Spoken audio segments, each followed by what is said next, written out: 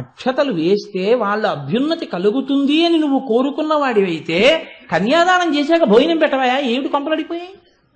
రాత్రి 11ంటికి ముహూర్తం, మర్నాడు పెట్టి భోజనం చక్కగా అందరికీ అప్పుడు చేస్తారు. అయ్యో 11వ తారీఖు రాత్రి తప్ప ఇక వాళ్ళకి జీవితంలో ఆకలేదండి అని చెప్పారంటే ఎవరన్నా? మర్నాడు ఆకలేస్తుందిగా, చక్కగా 12వ తారీఖుని పెట్టి భోజనం. అంటే నా ఉద్దేశం అన్ని 11, 12 అని కాదు, నేను ఒకటి దృష్టిలో పెట్టుకున్నాను అంతే తప్ప. ఇది శుభలేఖలో ఉన్నదానికి కట్టుబడి కార్యక్రమాన్ని రూపకల్పన చేయడం. శుభలేఖ ఒకటి, కార్యక్రమం ఒకటి. ఏమిటి పెళ్లి పనులు? అవి పెళ్లి పనులు, అవి అఘాయిత్య పనులు కదండి. ఇది పెళ్లి పనులు మొదలెట్టడం అన్న మాటని, వైదిక సంస్కృతిని ఎంత పట్టుకుని నడిపించాడో చెప్తున్నారు తిక్కన గారు. అందుకే ఎప్పుడు ఏం చెప్తారంటే, విరాట్ రాజు గారు బ్రాహ్మణులతోటి, వైదిక నిష్ట కలిగిన వారితోటి, జ్యోతిష్కులతోటి సంప్రదిస్తూనే ఉన్నాడు అన్నారు. ఇది ఇలా చేస్తే ధర్మచట్టంలోకి వస్తోందా, ఇలా చేస్తే అది వివాహ క్రతువులోకి వస్తోందా చూశాడు తప్ప, ఏదో చేస్తున్నాను తప్ప అసలు అది వివాహ క్రతువులో లేనివన్నీ చేసి చెయ్యవలసినవన్నీ వదిలేస్తే అది వివాహం ఎలా అయింది? అని నువ్వు అనుకుంటున్నావు అంతే అయిందని, కానీ నువ్వు చేసింది మాత్రం అలా అవదు, తప్పే అవుతుంది ఖచ్చితంగా. కాబట్టి ఇది పట్టుకుని పెళ్లి పనులు మొదలు పెట్టాడు ఆయన లోపల. కాబట్టి ఇప్పుడు ఆయన ఏం చేశాడు అంటే, ఒక గురుస్థానంలో కూర్చున్న వ్యక్తి ఎంత గౌరవింపబడతాడో, తన బిడ్డల్ని ఎలా చూస్తాడో శిష్యుల్ని కూడా అలాగే చూస్తాడు. శిష్యులు కూడా గురువుగారిని చూసేటప్పుడు తండ్రితనాన్నే చూడాలి, కేవలం తండ్రి గారిగానే చూస్తారు. అందులో చూడాలి అని చెప్పక్కర్లేదు, చూస్తారు. గురువు కూడా అలాగే చూస్తాడు. కానీ నేను ఎక్కడ బాధపడుతున్నానంటే, ఈ మాట నేను ఎందుకు ప్రస్తావన చేయవలసి వస్తోందంటే, ఈ మధ్య కాలంలో వినోదం పేరుతో గురువుల్ని శిష్యులు ప్రేమించడం, శిష్యుల్ని గురువులు పెడత్రోవ పట్టించడం లాంటి సిద్ధాంతాల్ని తీసుకొచ్చి పెట్టి గురు శిష్యుల మధ్య ఉండేటటువంటి పవిత్రమైన అనుబంధాన్ని బజారుకి ఇచ్చి అర్ధరహితమైనటువంటి స్థితిని, అయోమయమైనటువంటి స్థితిని కల్పిస్తున్నారు. అటువంటి దానికి, అటువంటి సంస్కృతికి మనం వారసులం కాం. మన సంస్కృతి ఏమిటి అంటే, గురు శిష్యులు అంటే తండ్రి బిడ్డలు అంతే. ఇంత మర్యాదతో కూడుకున్న వ్యవస్థ మనది. కాబట్టి ఈ మాట చెప్తే ధర్మరాజు అన్నాడు, నువ్వు చెప్పింది పరమధర్మం, కాబట్టి నీవు ఆమెని స్వీకరించకూడదు, నువ్వు ఆమెని భార్యగా పొందకూడదు అంటే. అర్జునుడు అన్నాడు, హరిమేనల్లుడు, బాహువీర్య పటు శౌర్య స్ఫూర్తి, త్రైలోక్య సుందరుడు, ఆచార పవిత్రుడు, అంచిత కళా దక్షుండు, ఉదారుండు, కాతర సంరక్షకుడు, ఆర్య సమ్మతుడు, విద్యావైభవోల్లాసి, అత్యురుతేజుండు వరించుగాక అభిమన్యుండి సరోజాననం. పద్మము వంటి ముఖం కలిగినటువంటి ఈ ఉత్తరని నా కుమారుడైనటువంటి అభిమన్యుడు వరిస్తాడు, అభిమన్యుడు వివాహం చేసుకుంటాడు. కానీ ఇక్కడ మీరు ఒక విషయం గమనించాలి. సాధారణంగా ఇలాంటప్పుడు ఏమనాలంటే, నా కొడుకు అని మొదలు పెట్టాలి ఆ పద్యాన్ని, నా పుత్రుడంటూ మొదలు పెట్టాలి అభిమన్యుడి గురించి. అలా మొదలు పెట్టలేదు ఆయన. ఆయన ఏమని మొదలు పెట్టాడంటే, హరి మేనల్లుడు అంటూ మొదలెట్టాడు. హరి యొక్క మేనల్లుడు అన్నాడు. హరి యొక్క మేనల్లుడు అంటే, ఇప్పుడు మేనమావ గారిని ముందు చెప్పాడు. మేనమావ గారిని ముందు చెప్పడం అంటే ఏమిటవుతుంది? తన భార్య యొక్క అన్నగారిని చెప్పాడు. ఎవరి ముందు చెప్పాడు? తన పెద్దన్నగారు ఎదురుగుండా ఉండగా చెప్పాడు. ఇప్పుడు మా తమ్ముడు నేను ఉండగా ఏంటి, మా అబ్బాయి అంటే పొసగుతుంది, లేదా మా అన్నగారి కొడుకు అంటే అచ్చు మా అన్నయ్య పోలికలు వచ్చినవాడు అని పొసగుతుంది. కానీ ఎదురుగుండా ధర్మరాజే ఉండగా, భీమసేనుడు ఉండగా, నకుల సహదేవులు ఉండగా ఇటువైపు సంబంధం చెప్పలేదు, భార్య వైపు సంబంధం చెప్పాడు. బావమరిది కదండి, ఈయనకి బావమరిది అయితే కదా పిల్లాడికి మేనమామ. హరి మేనల్లుడు అన్నాడు, హరికి మేనల్లుడు అన్నాడు. హరికి మేనల్లుడు అవ్వడం ఎందుకు ప్రస్తావించబడాలి పెళ్లి సంబంధంలో అంటే? బాగా జ్ఞాపకం పెట్టుకోండి, ఏదైనా ఒక మంచి జరగడం ఉన్నా, ఒక యోగ్యత అన్నది వాళ్ళు చూసుకున్నా, వాళ్ళు దేన్ని చూసుకుంటారంటే భగవంతుడితోడి సంబంధాన్నే వాళ్ళు ఎప్పుడు జ్ఞాపకం పెట్టుకుంటారు. ఇది అర్జునుని యందు పాండవుల యందు ప్రకాశించినటువంటి పరమభక్తి. అందుకే హరి మేనల్లుడు అన్నాడు. సాక్షాత్ హరికి మేనల్లుడయా పిల్లాడు, నా కొడుకని చెప్పలేదు. అంటే ఎంత మర్యాద కలిగిన వాళ్ళో, ఎంత భక్తి కలిగిన వాళ్ళో, ఏదో అవకాశం వస్తే ఎప్పుడో చాట్న మాట్లాడడమును లేకపోతే ఊరుకోవడం కాదు, గుండెలలో ఉన్న మాట. ఎందుకంటే ఇప్పుడు సాధారణంగా ఇలాంటి పరిస్థితుల్లో ఏం చెప్తారంటే మా అబ్బాయి అంటారు. నేను చాలా చోట్ల చూస్తూ ఉంటాను, తండ్రి గారి పేరు శుభలేఖలో పైన వెయ్యడం తప్పదు కాబట్టి వేస్తారు, కానీ ఎక్కడెక్కడ తమ పేరు వేద్దామా అని తాపత్రయం ఉంటుంది. ఎలా నా పేరు ఇరిగించడం కుదురుతుంది అని ఉంటుంది తాపత్రయం. ఇప్పుడు ఇంకా చాలా దారుణాతి దారుణమైన స్థితి వచ్చేసింది అనుకోండి, 10 కార్డులో 15 కార్డులో తల్లిదండ్రుల పేరు మీద ఉంటాయి, మిగిలిన కార్డులన్నీ దిక్కు ముక్కు లేనివాడు, అనాథ, తల్లిదండ్రుల యొక్క సంబంధం లేనివాడు, పెంట కుప్పలో పుట్టి పెరిగిన వాడిలాగా వాడి పెళ్లి వాడే కార్డు వేసుకుంటాడు. I solicit your esteemed presence అని వీడు పిలిచిన వాడి ఎత్తుపీట మీద పెడతాడు. వాడి తల్లి ఎవరో వాడికి తెలియదు, వాడి తండ్రి ఎవరో వాడికి తెలియదు, వాడి పెళ్లి వాడే చేసుకుంటున్నాడు, వాడి అదృష్టం అటువంటిది, అందులో వాడే కార్డు వేసేసుకుంటాడు. దానికి పైన శ్రీరస్తు ఉండదు, శుభమస్తు ఉండదు, అవిఘ్నమస్తు ఉండదు, కింద మంగళం మహత్తు ఉండదు, శ్రీకారం ఉండదు. వాడి పెళ్లి వాడే పెద్ద, దాన్ని ఎవరూ నిర్ణయించలేదు, వాడు అనుకున్నాడు చేసుకున్నాడు, రేపు ఏమైనా చేస్తాడు వదిలేస్తాడు, అడిగే నాథుడు ఉండడు, నువ్వు వెళ్ళి అక్షతలేస్తే నీ కర్మ. ఆ సంస్కృతి మనకు వచ్చా ఎంత దారుణమైన స్థితికి మనకు వచ్చామో చూడండి. అసలు శుభలేఖ అలా వెయ్యవలసిన అవసరం ఏంటి? ఎవరు చెప్పారు అలా వేయమని? ఇది ఎవరు అడగాలి? తల్లిదండ్రులు అడగాలి.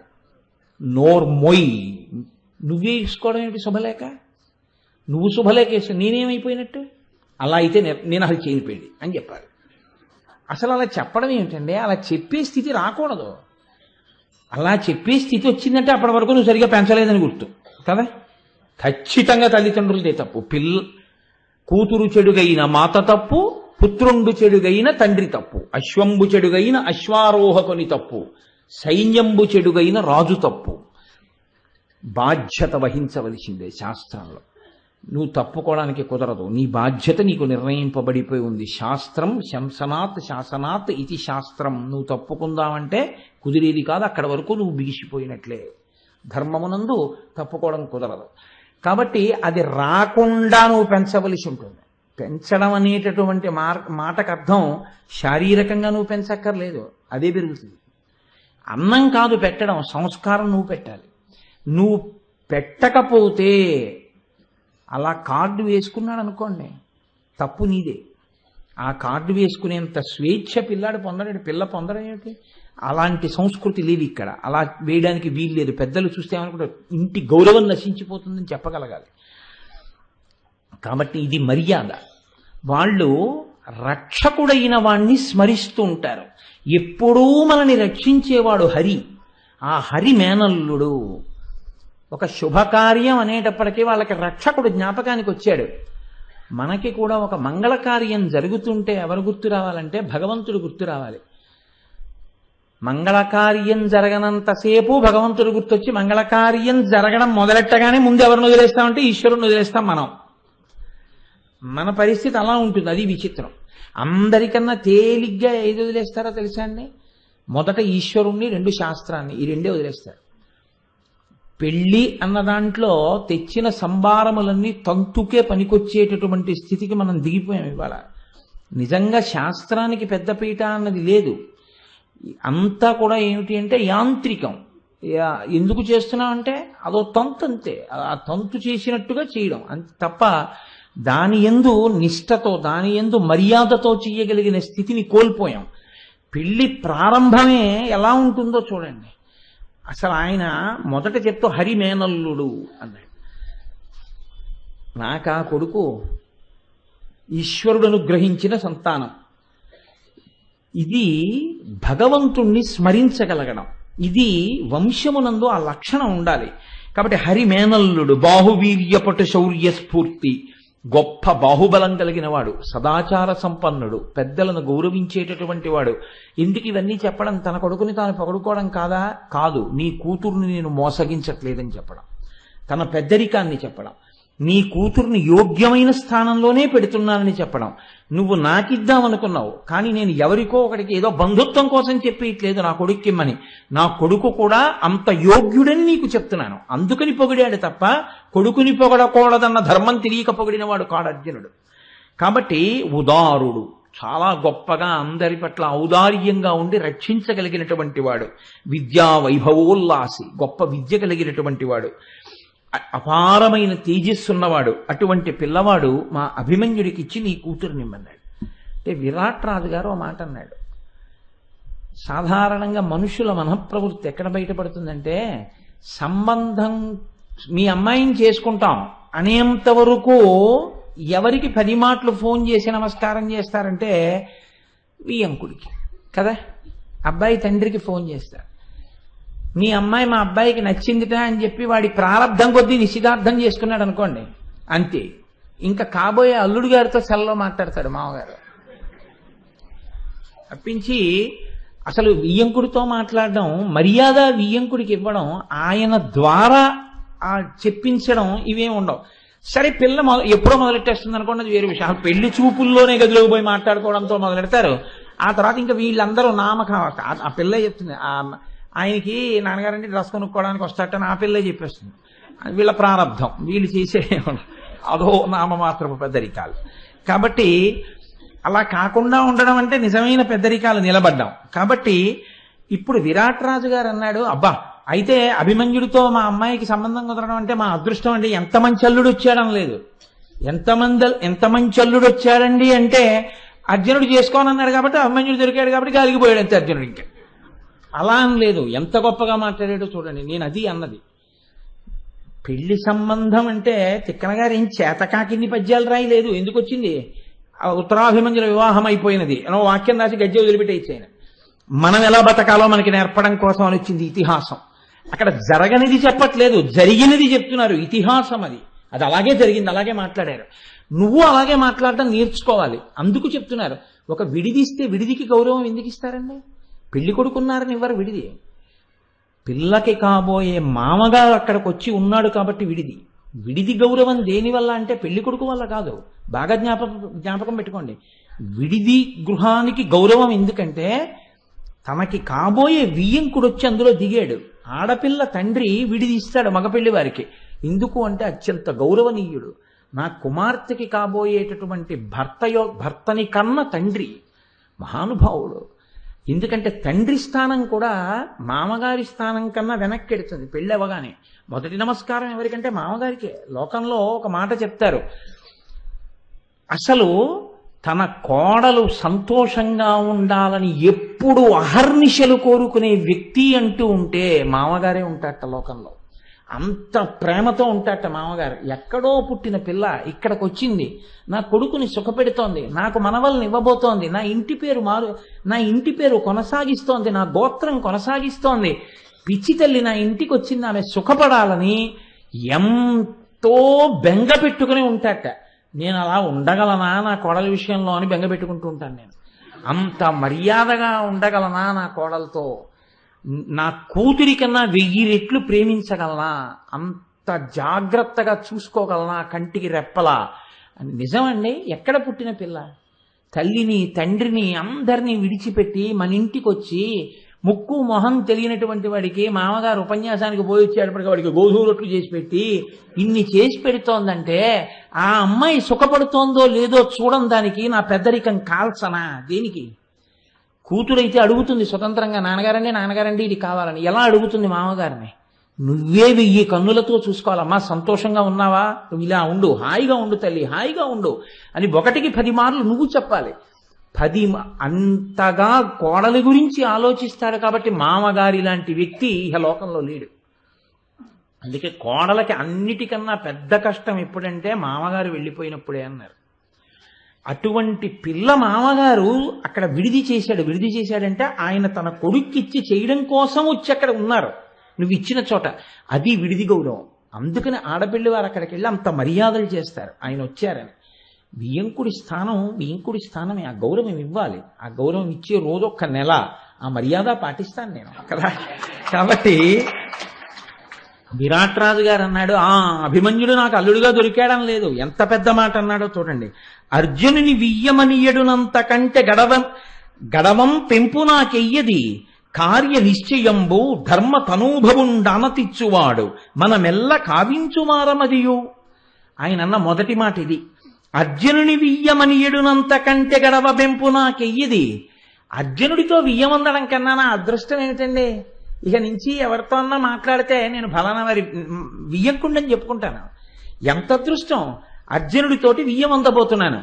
కాబట్టి ఇప్పుడు ఏది ఎలా జరగాలో ధర్మరాజు గారు నిర్దేశిస్తాడు, మనందరం చేస్తా ఉన్నాడు. ఇప్పుడు వదిలేయాలంటే అర్జునుడితో వియ్యం అందుతున్నాం, అర్జునుడి కొడుకు అల్లుడు అవుతున్నాడు. కాబట్టి అభిమన్యుడిని పట్టుకుని అర్జునుడిని వదిలేయచ్చు, లేదా అర్జునుడిని అభిమన్యుడిని పట్టుకుని ధర్మరాజును వదిలేయచ్చు కదా. అలా అనలేదు విరాట్ రాజు. పెద్దరికం అంటే పెద్దరికమే. వియ్యంకుడి అన్నగారికి ఎంత గౌరవం ఇచ్చి మాట్లాడాడో చూడండి. కాబట్టి ఆయన అన్నాడు, ధర్మరాజు గారు శాసిస్తాడు, మనం ఆచరిస్తాం. ఇలా నేను అర్జునుడికి వియ్యంకుడిని అవ్వడం నా అదృష్టం అన్నాడు. అని సంతోషంగా ఉన్నారు, అంగీకరించారు. ఇక నుంచి మీరు ఎలా చెప్తే అలా చేస్తామన్నారు. ఉపప్లావ్యము అని విరాట నగరానికి చాలా దగ్గరలో ఉన్నటువంటి ఒక చిన్న ఊరు. ఆ ఊళ్ళో కావలసినటువంటి సమస్త సౌకర్యాలు ఉన్నాయి. పాండవులకి విడిది ఇచ్చేశాడు వెంటనే. ఎందుకని అంటే అక్కడ ఉపప్లావ్యం నుంచే యుద్ధానికి కావలసినటువంటి వ్యూహ నిర్మాణం కూడా జరిగింది. పాండవుల్ని విడిది చేర్చాడు. అంటే తన ఇంటనే ఉంచుకోవచ్చు, కానీ తన ఇంట ఉంచుకోవడం వేరు, మర్యాదా స్థానం వాళ్ళకి ఇవ్వడం వేరు. వాళ్ళు అక్కడి నుంచి పెళ్లికి రావాలి. అందుకని విడిది గృహంగా ఉపప్లావ్యం అనేటటువంటి ఊరు ఇచ్చాడు. అక్కడ ధర్మరాజాదులందరూ విడిది చేశారు. ఇప్పుడు ఉపప్లావ్యం ధర్మరాజు చేరాడు అని తెలుసుకోగానే కడుపు మండిపోయి నిద్ర పట్టక అన్నం తినక తల్లడిల్లిపోతున్నవాడు ఉన్నాడు. ఎవరైనా? దుర్యోధనుడు. ఆయన బాధ ఏమిటంటే ఓడిపోయాడు, అజ్ఞాతవాసం అయిపోయింది, అరణ్యవాసం అయిపోయింది, పైగా పెళ్లివారైపోయాడు. వాళ్ళు చక్కగా సంతోషంగా ఉన్నారు, శుభలేఖలు వేసుకుంటున్నారు, శుభలేఖలు రాసుకుంటున్నారు, వాళ్ళింటికి వీళ్ళింటికి పిలుపులకి వెళ్ళిపోతున్నారు. వాళ్ళకు విడిది నగరం ఇచ్చేశారు, సుఖంగా సంతోషంగా ఉన్నారు. తాను ఒకటి అనుకున్నాడు, వాళ్ళకి ఒకటి జరిగింది. ధర్మం పట్టుకున్నవాడు ధర్మమే, అధర్మం పట్టుకున్నవాడు అధర్మమే. అధర్మం పట్టుకున్నవాడు ఏడుపు కాబట్టి నవ్వు ఇక్కడి నుంచి వస్తుంది. కాబట్టి ఇప్పుడు ఆయనకి కడుపు మండిపోయింది. కడుపు మండిపోయి భీష్మాదులకు చెప్పలేదు. చెప్పకుండా ఆయన అనుమానం ఏమిటంటే భీష్ముడు పక్షపాతంతో వెనకేసుకొచ్చాడు, అజ్ఞాతవాసం అవ్వలేదు, నేను రచించిన వ్యూహమే నెగ్గింది అని. ఆయన ఏమంటారంటే ఎంతసేపు ఆవుల కోసం మనం వెళ్ళడం వల్ల అర్జునుడు బయటికి వచ్చాడు. తప్పంతా ఎక్కడ జరిగిందంటే యుద్ధం చేయడంలో వచ్చింది. యుద్ధం ఎందుకు చేశామంటే ద్రోణుడు వ్యూహం రచించి వెళ్ళిపోమన్నా వెళ్ళిపోకుండా అక్కడే ఉన్నాడు, భీష్ముడు అక్కడే ఉన్నాడు. వీళ్ళందరూ అర్జునుడిని నిలదీసి నువ్వు బయటకు వచ్చేసావు కాబట్టి అజ్ఞాతవాసం భంగం అయిపోయింది అని ఉండుంటే మన పరిస్థితి వేరుగా ఉండేది. వీళ్ళు అలా అండం మానేసి అజ్ఞాతవాసం అయిపోయింది కరెక్టేను, ఎందుకంటే 2 ఏళ్లకోసారి అధిక మాసాలు వస్తాయి, అధిక మాసాలతో కలుపుకుంటే సరిపోయింది అజ్ఞాతవాసం అరణ్యవాసం అన్నారు. వీళ్ళు వెనకేసుకొచ్చారు, నన్ను తప్పు త్రోవ పట్టించారు. ఇప్పుడు ఎలా మరి పట్టుకోవడం? ఎలాగో అలా మళ్ళీ వాళ్ళని అరణ్యవాసం అజ్ఞాతవాసానికే పంపించేయాలి. ఈ అక్కసుతో ఆయన నమ్మకం ఏంటంటే ప్రాణం పోయినా ధర్మరాజు అబద్ధం అంటాం. కాబట్టి ధర్మరాజు గారి దగ్గరికి ఒక దూతని పంపించాడు. నీ తమ్ముడు తొందరబడి బయటికి వచ్చేశాడు, ముందే బయటికి వచ్చాడు కాబట్టి నియమభంగం అయిపోయింది, కాబట్టి మీరు మళ్ళీ అరణ్యవాసం అజ్ఞాతవాసం చెయ్యాలి అని ఆ దూతతో కబురు చేశాడు ఉపప్లావ్యానికి. ఆయన వెళ్ళి ధర్మరాజుతో అన్నాడు, వాలి అజ్ఞాతవాస సంవత్సరంబు నిండకుండంగమున్న పార్థుండు బయలు మెరసి సమయంబు తప్పే నీ విరిగి దీనికేగి తగు నది సేయుము మిదినీష. నీ తమ్ముడు తొందరబడి ఏడాది కాకుండా బయటికి వచ్చి కనపడ్డాడు కాబట్టి ఇప్పుడు అజ్ఞాతవాసం భంగమైంది కాబట్టి ఏది ధర్మమో అది నువ్వు చెయ్యి అన్నాడు. అంటే ధర్మరాజు అన్నాడు, నిండే సమయాబ్దములు ఇంకొండనలేదు. ఇప్పుడు చని సుయోధనుతో భీష్ముండును గురుడును వినగా ఇండెననుము నిండే నిక్కంబునకు. ఆయన అన్నాడు, ధర్మరాజు అంటే ఎంత దూరదృష్టితో ఉంటాడో చూడండి. దూత వచ్చి ఈ ప్రశ్న వేశాడు, నిన్ను అడగమన్నాడు దుర్యోధనుడు. ఆయన అన్నాడు, కాలం పూర్తయింది, 13 సంవత్సరములు మేము అజ్ఞాతవాసం అరణ్యవాసం పూర్తి చేశాం. ఈ మాట నువ్వు వెళ్ళి దుర్యోధనుడితో చెప్పు, కానీ ఎప్పుడు చెప్తావో తెలుసా? భీష్ముడు ద్రోణుడు పక్కనుండగా చెప్పని చెప్పాడు. గడ్డెడతారు. అంటే మేము చెప్పినా నమ్మకుండా కబురు చేశావా అని అడగరు. అందుకని భీష్మద్రోణులు చెప్పినా వినకుండా వాళ్ళకి తెలియకుండా నాకు కబురు చేసి ఉంటాడు అన్నది పసిగట్టేశాడు ధర్మరాజు గారు. ఆయన ఏం విర్రేడు కాదండి ధర్మరాజు అంటే. కాబట్టి ఇప్పుడు దూతకి ఈ మాట చెప్పి నిండెననుము నిండే నిక్కంబుగా ఖచ్చితంగా చెప్తున్నాను, నిండింది పూర్తి చేశాం 3 మాటలు అంటే సత్యం ఏదైనా. కాబట్టి మేము 13 ఏళ్ళు పూర్తి చేశాం అని చెప్పాడు. సరే ఆ దూత వెళ్ళిపోయాడు. దుర్యోధనుడికి చెప్పాడు. అలోమని ఏడ్చాడు. ఆయనకు ఉన్న బాధ ఏమిటంటే ధర్మరాజు ఓ అంటే చాలు. భీష్మద్రోణాదులు కూడా ధర్మరాజు అంటే ఇంకేం కాదనలేరు. ధర్మజుడు కూడా అంగీకరించలేదు. అబద్ధాలు ఆడేవాడు కాదు, సత్యం మాట్లాడతాడు. ఇప్పుడు ధర్మరాజు అన్నాడంటే కాదనగలిగిన మునగాడు ఉండడు. కాబట్టి ఇప్పుడు వాళ్ళు సంతోషపడుతుంటే బాధపడడం వినా తనకి మార్గం లేదు, అందుకుని బాధపడుతున్నాడు. ఈలోగా విరాట్ రాజు గారు పెళ్లి పనులు ప్రారంభం చేశారు. ఇక్కడ మీరు ఒక విషయాన్ని జ్ఞాపకం పెట్టుకోవాల్సి ఉంటుంది. పెళ్లి పనులు మొదలు పెట్టడం అనేటటువంటి దాని వెనక ఒక సంస్కారం ఒకటి ఉంటుంది. పెళ్లి పనులు మొదలు పెట్టడము అంటే గబగబా వెళ్ళి ఏదో వెన్యూ బుక్ చేసేసుకోవడం, ఆ తర్వాత వెళ్ళిపోయి బట్టలు కొనేసుకోవడం, ఆ తర్వాత వెళ్ళిపోయి ఓ వస్తువులు కొనేసుకోవడం, ఆ తర్వాత వెళ్ళిపోయి ఏదో మట్టి మన్ను తెచ్చేసుకుంటూ ఉండడం, అలాంటి పిచ్చి పనులు అన్నీ కావు. పెళ్లి పనులు మొదలెట్టడము అంటే సంస్కారవంతముగా మీరు కొన్ని విషయములను తెలుసుకునుట. అసలు అది తెలుసుకోకుండా మొదలుపెట్టినవి పెళ్లి పనులు కానీ కావు. ఎందుకో తెలుసా? మీరేం చేయబోతున్నారు? వివాహం చేయబోతున్నారు. వివాహము అన్న మాటకు అర్థం ఏమిటి అంటే విశిష్టో వాహో వివాహ అని అర్థం. వి అంటే విశిష్టం, వాహము అంటే పొందుట, విశిష్టమైన దానిని పొందుట. విశిష్టమైన దానిని పొందుట అంటే ఏమిటి? విశిష్టమైంది లోకంలో చాలా గొప్పది ఇది భగవంతుడు. ఆ భగవంతుణ్ణి పొందడం కోసమని ఒక వ్యక్తికి మీ కూతుర్ని ధర్మపత్నిగా ఇవ్వబోతున్నారు. అసలు ఆ వంశంలో లక్షణం ఉందా? అసలు భగవంతుడి గురించి ఆలోచించే లక్షణం ఆ వంశానికి ఉందా? కృతజ్ఞులేనా వాళ్ళు? వాళ్ళ ఇంట్లో అలా ఆలోచన చేయగలిగినటువంటి లక్షణం ఉన్నవాళ్లేనా? అసలు నీ కూతురుగా సంస్కారం ఉందా? ఈశ్వరుడు గురించి ఎప్పుడైనా ఆలోచించడం, నమస్కారం పెట్టడం ఈ అమ్మాయికి ఉందా? ఈ అమ్మాయి ఆయన పక్కన చేరి ఆయనకి ఉన్న భక్తి కూడా నాశనం చేసేస్తుందా? ఈ అమ్మాయి వెళ్ళి ఆయన ఐశ్వర్యాన్ని పెంచేటట్టు ఏమైనా ఈశ్వరుణ్ణి ప్రార్థన చేస్తుందా? అసలు నువ్వు ఇది ఆలోచిస్తే వివాహం. అది కాకుండా పిల్లకి వయసు వచ్చిందని సంబంధం వెతకడం వివాహం అన్న మాటకి నీకు అర్థమే తెలియకపోవడం. పెళ్లి పనులు మొదలు పెట్టడము అన్న మాటకు అర్థం ఏంటంటే అసలు నీకు వివాహం అన్న మాట అర్థమవుట. అందుకే దేనితో ప్రారంభం అంటే నమస్కారం పెట్టి మొదలు పెడతాం. వెళ్ళి అయ్యా మా అమ్మాయిని మీరు చేసుకోవాలంటే ఇలా ఎందుకంటారో తెలుసా అండి? అన్ని వేళలా నమస్కారానికి ఒకటే అర్థం అని మీరు అనుకోకండి. ఇలా ఎందుకు కలుపుతారంటే 2 చేతులు 2 ఒకటైనట్టు మీ అభిప్రాయాలు మా అభిప్రాయాలు ఒక్కటవ్వాలి.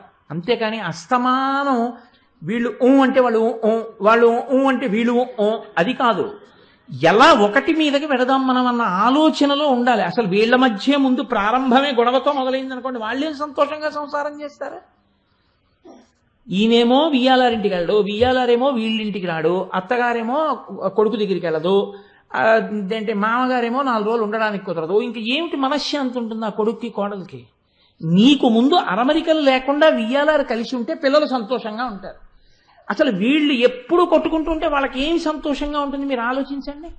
ఇది వెళ్ళి వాళ్ళ మీద పడిపోదా ప్రభావం? ఈ మధ్యలో నలిగిపోయేది ఎవరంటే ఏ కోపంతోటో ఓ మాట ఆడపిల్లంటే 3 రోజులు ఆయన అమ్మాయి అబ్బాయి మాటలు మానేసుకుంటారు. నీది ఆ తప్పు. నీకు ఇంగిత జ్ఞానం లేకపోవడం వల్ల, నీకు సంస్కారం లేకుండా నువ్వు ప్రవర్తించడం వల్ల పిల్లలు నలిగిపోతున్నారు. ఇది తెలుసుకుని ఉండాలి. ఇది ముందు అసలు నీకు ఆ పరిణితి ఏర్పడడం, నీ పిల్లని ఎందుకు ఇస్తున్నావో తెలుసుకుని ఉండడం. ఈ పిల్లని ఇచ్చా ఆ ఇంటిని ఏమైనా ఉద్ధరిద్దాం అనుకుంటున్నావా? నీ పిల్ల వెళ్ళి 11 వరకు పడుకొని లేవకపోతే ఆ ఇంట్లో వాళ్ళ అమ్మాయికి కాఫీ తెచ్చి ఇవ్వాలని నువ్వు అనుకుంటున్నావా? నువ్వు ఎందుకు పంపుతున్నావో నువ్వు చెప్పగలగాలి. నువ్వు వెళ్ళి ఆ ఇంటి మందిరాన్ని పూజ చేయాలమ్మా. నీ మామగారిని గౌరవించాలి, నీ అత్తగారిని గౌరవించాలి, నీ భర్తని గౌరవించాలి. నీవు ఇక నుంచి ఇక్కడి అభ్యున్నతితో పాటుగా అక్కడి అభ్యున్నతిని ప్రధానంగా కోరుకోవాలి తల్లి. నీవు చేసే పూజ ఆ ఇంటిని వృద్ధిలోకి తెస్తుంది. నువ్వు మాట్లాడే మాటలు ఆ వంశానికి గౌరవాన్ని తీసుకొస్తాయి. నువ్వు చెప్పడం అన్నది ఒకటి ఉందిగా ముందు. అసలు నీ ప్రయత్నం అక్కడ ప్రారంభం. ఇది ఎక్కడి వరకు వెడుతుందంటే మీరు చేసే ఏ పనైనా కూడా ఈ వైదిక చట్రంలోకి రావాలి, ధర్మ చట్రంలోకి వచ్చి దిగాలి. అది మీరు ఏ పని చేసినా తప్ప పెళ్లి పనులు అని మొదలుపెట్టి ధర్మ చట్రాన్ని దాటేసింది అనుకోండి, అది అప్పుడు అది పెళ్లి పనులు కావు, పెటాకుల పనులు అవుతాయి. అవి పనికొచ్చే పనులు అవవు. నేను ఈ మాట ఎందుకు అంటున్నానో తెలుసా అండి ఇంత కోపంగా? ఇవాళ జరుగుతున్నదంతా చాలా మటుకు అంతే. నేను జరుగుతున్న దాన్ని వివరణ చేసే కన్నా జరగవలసిన దాని పరమార్థం చెప్తే మీరు సంతోషిస్తారు. పెళ్లిలో పువ్వులు ఇస్తూ ఉంటారు, లోపలికి పెడుతుంటే ఏదో చేతిలో గులాబీ పువ్వు ఏదో పెడుతూ, ఎందుకు పెట్టారు అంటే ఓ పువ్వు మగాడికి ఇస్తారు, ఆడదానికి ఇస్తారు. మగవాడు ఏం చేస్తారంటే మీరు చూడండి, ఆ పువ్వుని సభలో కూర్చుని వాసన చూసి రేకులు విప్పి నోట్లో వేసుకునేవాడు ఒకడు, అవన్నీ కింద పోసేస్తే అవన్నీ తొక్కేసేవాళ్ళు ఒకళ్ళు, చెప్పులు వేసుకు తిరిగేవాళ్ళు కొంతమంది. ఎందుకు ఇస్తున్నావు నువ్వు గులాబీ పువ్వులు? నువ్వు ఒక పువ్వు ఇస్తున్నావంటే దానికి ఒక మర్యాద ఉంది. అది తెలిస్తే ధర్మచట్రం, అది తెలియకపోతే చట్రం పైకి వెళ్ళిపోతావు. పువ్వు ఎవరికి ఇవ్వాలి? మగాడికి కాదు పువ్వు ఇవ్వాల్సింది, సువాసినికి ఇవ్వాలి. ఎందుకంటే అమ్మా నీ సువాసినిత్వం, నువ్వు పసుపు కుంకాలతో ఉన్నావు అంటే నువ్వే పరాశక్తివి, నువ్వే గౌరీదేవివి. ఇప్పుడు నువ్వు వచ్చి సభలో కూర్చుంటే నా కూతురు తాళి కట్టే ముందు, నా కూతురుకి తాళి అల్లుడు కట్టే ముందు ఆ మంగళసూత్రాన్ని తెచ్చి నీ మెడలో తగిలిస్తారు, నీలా 10 కాలాలు పసుపు కుంకాలతో ఉండాలని. తల్లి నువ్వు నడిచి రావడం వల్ల నీ మెడలో మంగళసూత్రానికి నా కూతురు మెడలో కట్టబోయే మంగళసూత్రం తగల్చే అవకాశం నాకు ఇచ్చావు. నీ సువాసినిత్వము 10 కాలములు అలాగే ఉండాలమ్మా అన్న ప్రేమతో ఎవరు ఆహ్వానించాడో ఆయన ఏం చేస్తారంటే సువాసినులందరికీ పువ్వులు ఇప్పిస్తాడు. తాపంతో వచ్చాడు పురుషుడు, ఎందుకంటే భార్యని తీసుకుని బిడ్డల్ని తీసుకుని వచ్చాడు, భోజనానికి వచ్చాడు, వివాహానికి ఆశీర్వచనం చేయడానికి వచ్చాడు కష్టపడి. ఆశీర్వచనం చేయడానికి వచ్చేవాడు ఏం చేస్తాడు? వాళ్ళు వృద్ధిలోకి రావాలని కోరుకుని వచ్చావు కాబట్టి ఆ రోజున ఇంకొంచెం గాయత్రి ఎక్కువ చేసుకుని వచ్చావు.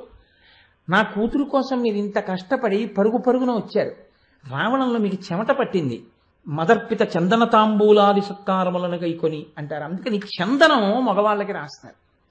ఇప్పుడు ఆత్మీయత, మీరు 50 మాటలు కాఫీలు 40 మాటలు కూల్ డ్రింకులు ఇమ్మని ధర్మచట్రంలోకి చెప్పలేదు, అది వేరు మర్యాద అంతే.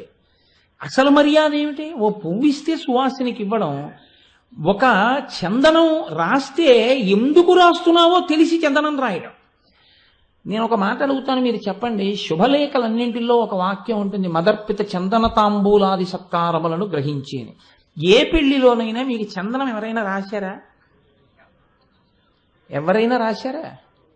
అంటే అసలు ఆయనకి శుభలేఖ వెయ్యడం అనేటటువంటి పెళ్లి పని గురించి తెలియనే తెలియదు. చందనం ఇవ్వాలి, నేను చందనం సిద్ధంగా ఉంచుకోవాలి, పెళ్లికి వచ్చిన వాళ్ళందరికీ నా వైపు కొంతమంది పెద్ద మనుషుల్ని దానికే ఉంచుకోవాలి నేను, వాళ్ళు నా పెద్దలుగా ప్రాతినిధ్యం వహిస్తారు, వహించి వచ్చిన పురుషులందరికీ వాళ్ళు వెళ్ళి చందనం రాయాలి అని తెలియదు ఆయనకి. మరి ఎందుకు వేశాడు శుభలేఖలో? అంటే ఆయనకి శుభలేఖ రాయడం వచ్చేమిటి? ఇంతకుముందు శుభలేఖ పట్టుకొచ్చాడు, పట్టుకుని అందులో ఉంది, ఈయన రాశాడు అంతే. తప్ప ఈయనకి ఎందుకు అసలు చందనం ఇస్తారో, ఎందుకు తాంబూలం ఇస్తారో, ఎందుకు పువ్వు ఇస్తారో ఈయనకి తెలిస్తే కదా, ఈయనకేం తెలియదు. పెళ్లి పనులన్న మాటకి అర్థం అది. పెళ్లి పనులు మొదలెట్టామంటే శుభలేఖలు వేసేయడం అనుకోకండి. శుభలేఖ వేస్తున్నది మనం చేస్తామా అని ఆలోచించాను. లేకపోతే ఏమైపోతుందంటే ముక్తాచూర్ణేనతం సంయుక్తం తాంబూలం ప్రతిగృహ్యతాం అవుతుంది. ముత్యం కాల్చి బూది చేసి తమలపాకుల్లో పెట్టి అమ్మ నీకు తాంబూలం ఇస్తున్నానని చెప్పి అక్షత వేసేయడం. సరే, అది కూడా అమ్మవారు క్షమిస్తుంది. అందులో వేసేదంతా ఒకటి, చేసేదంతా ఒకటి. ధర్మ వ్యతిరిక్తమా కాదా మీరు ఆలోచించండి. నూతన వధూవరులను ఆశీర్వదించి అని ఉంటుంది శుభలేఖలో. వాళ్ళు మీరు ఆశీర్వదించడానికి నూతన వధూవరులు ఎప్పుడు? నే కన్యాదానం చేస్తేను, నే కన్యాదానం చేస్తే వాళ్ళు నూతన వధూవరులు ఒక పీట మీద కూర్చుంటారు, అప్పుడు అందరూ వచ్చి అక్షతలు వేస్తారు. ముందు రోజు రాత్రి భోజనానికి పిలిస్తే అందరినీ మీరు ఎవరికి వేస్తారు అక్షతలు?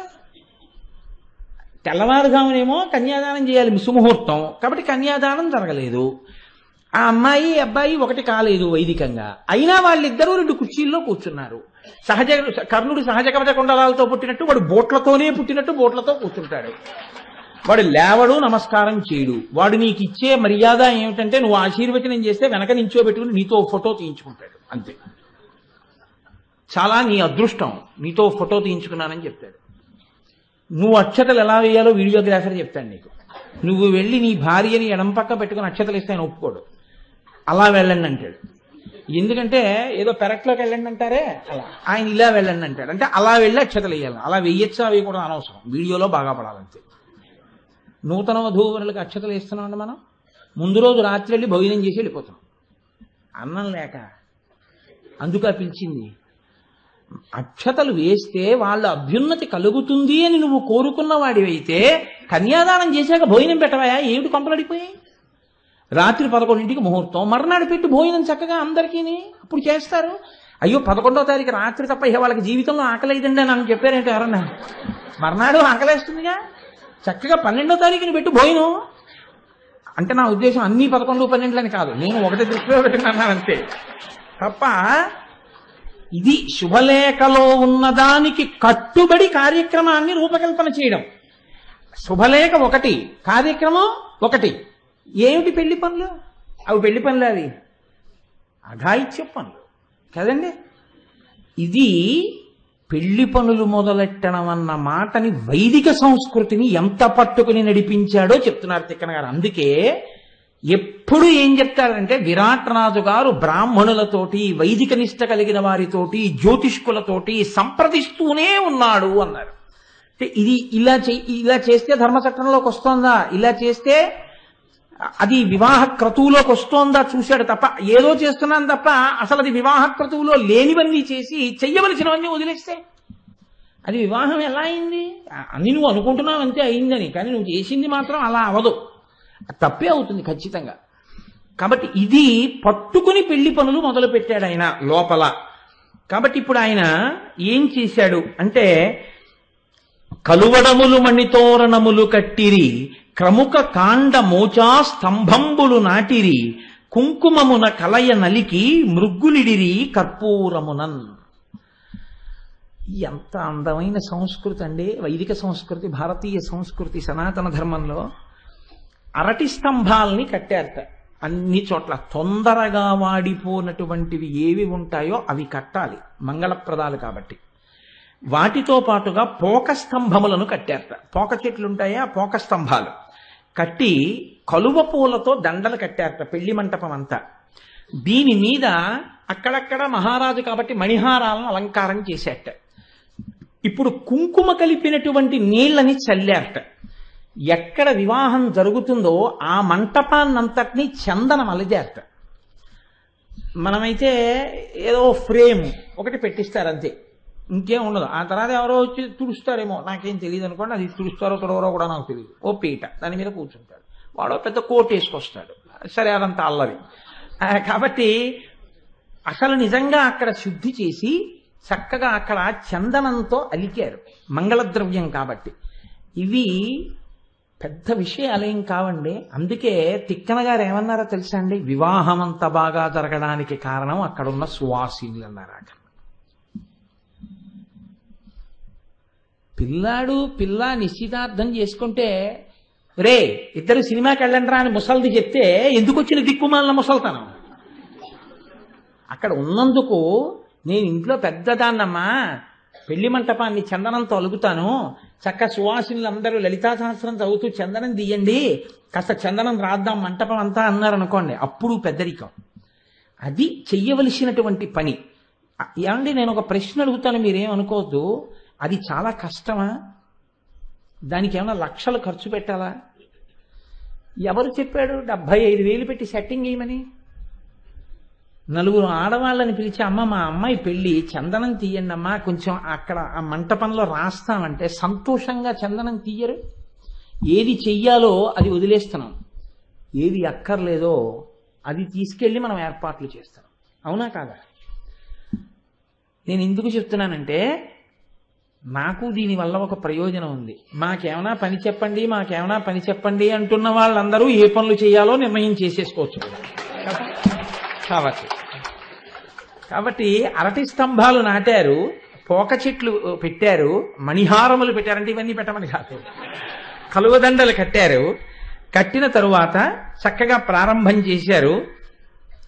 ఇంట్లో ఉన్నటువంటి అంటే ఇప్పుడైతే వెల్లలు వేయుట అంటామేమో. ఇంటినంతటిని శుభ్రం చేసుకున్నాడు, మణిదీపాలన్నిటినీ కూడా తుడిపించి బాగా వెలిగేటట్టుగా చేసుకున్నట్ట. అంటే ట్యూబ్ లైట్ దుమ్ము పడితే తుడిచేస్తే కదండి బాగా లైటింగ్ వస్తుంది. ఇప్పట్లో అయితే అది, అప్పట్లో అయితే అది. కాబట్టి తన ఇల్లు ముందు పెళ్లివారి ఇంటిగా ముస్తాబు చేసుకున్నాడు. మామిడి తోరణాలు పందిళ్ళన్నీ కట్టించాడు. కట్టించి ఇప్పుడు లగ్నపత్రిక పట్టుకుని ధర్మరాజు గారి దగ్గరికి వెళ్ళాడు. ఉపప్లావ్యం, అయా ఫలానాది సుముహూర్తం, మీరు పెద్దలు కాబట్టి మీరు చక్కగా ఆ సమయానికి మీ తమ్ముళ్లతో, పెళ్లి కొడుకుతో, మీ పరివారంతో మీరు బయలుదేరి రావాలని చెప్పాడు. ఈలోగా ఉపప్లావ్యానికి కృష్ణ పరమాత్మ వచ్చారు. ఆయనతో పాటుగా సుభద్ర వచ్చింది, అభిమన్యుడు వచ్చాడు, పెళ్లి కొడుక్కి పెళ్లి కబురు చెప్పారు.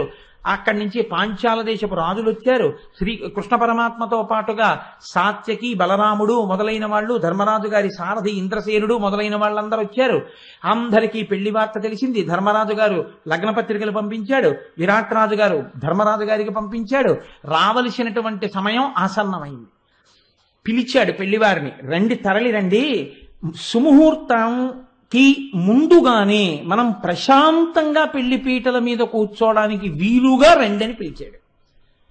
విడిది నుంచి బయలుదేరేటప్పుడు ముహూర్తం ఎన్నింటికి? 8:30. అయితే 8:20కి బయలుదేరితే చాలదా అనకూడదు. ఎందుకు అలా అనకూడదో తెలుసా అండి? కేవలం మంగళసూత్రం కట్టించేసుకోవడం, కేవలం జీలకర్ర బెల్లం పెట్టించేసుకోవడం కూడా అవసరం రాకూడదు. దానికి ముందు కొంత క్రతువు ఉంటుంది. దాని ముందు జరగవలసినటువంటి క్రతువు అందంగా జరగాలి అంటే పెళ్లి కొడుకు రావాలి వేళకి. దీనికి బాధ్యులు ఎవరు పెద్దరికమో వాళ్ళది. కాబట్టి ధర్మరాజు గారికి చెప్పాడు తీసుకురమ్మని. ఇప్పుడు నేను చాలా పెళ్లిళ్లలో చూస్తుంటాను, 8:32 ముహూర్తం అంటారు. 8:10 అవుతుంది, 8:15 అవుతుంది, 8:20 అవుతుంది. వాడు ఏం చేస్తున్నాడంటే కోటు గుండీలు ఎట్టుకుంటున్నాడు అంటారు. వాడు 8:29కి వస్తాడు. వస్తూనే పెద్ద పెడపెడార్భటుల ధనులు. నేను ఒక పెళ్లి చూసి ఆశ్చర్యపోయానండి. ఓ రోజున నా కర్మ కొద్దిగా దొరుకుతాయో ఏమిటో నాకు. అదేంటి, ఏదో ఓ పెళ్లి మంటపం ముందు నుంచి వెళ్ళిపోతున్నాను. ఎందుకో వెళ్ళిపోతుంటే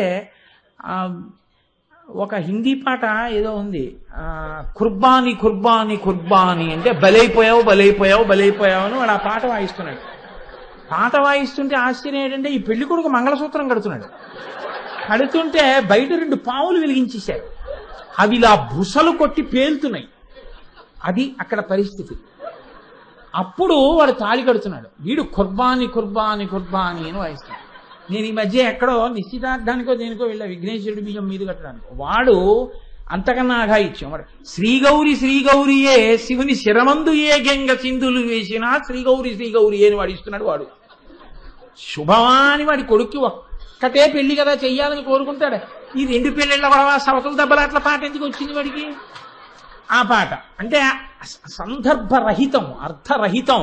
అందులో ఏముంది ఏమిటి ఏం అక్కర్లేదు, ఏదో వాయించాడా లేదా, వాడు వాయిస్తాడంతే. కాబట్టి ఇప్పుడు ఆయన ఎంత దూరం చెప్పారో తెలుసా అండి? విరాట్ రాజు సన్నాయి వాయిద్యం మాట్లాడుకున్నాడని చెప్పాడు. నేను అబద్ధాలు చెప్పాను అనుకుంటే మీరు భారతం చదవండి. నేను ఇంకా కొనసాగించలేక ఏదో పూర్తి చేస్తున్నాను కానీ నిజంగా ఏమీ అద్భుత రచన అండి తిక్కన గారిది.